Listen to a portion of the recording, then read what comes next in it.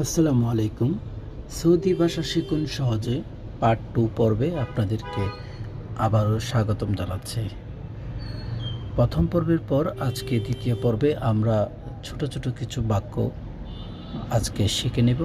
যেমন আমি চাই, আমি খাই, আমি বলি, আমি শুনি, আমি আসছি, আমি ঘুমোচ্ছি, আমি আসবো, আমি আসতেছি, আমি ফেলছি, আমি ঘুমাচ্ছি। এই ধরনের ছোট ছোট কিছু বাক্য যেগুলো আমাদের নিত্য প্রয়োজন হয় এবং সৌদি আরব গমনের পর এই বাক্যগুলো আমাদেরকে সবসময় বলতে হবে। ছোট ছোট এই বাক্যগুলো আজকে আমরা শিখব। তাহলে চলুন শুরু করি। প্রথমেই আমি চাই। আমি চাই, এটা আরবিতে কি বলবেন? আনা আবি। আমি খাই, আনা আখেল।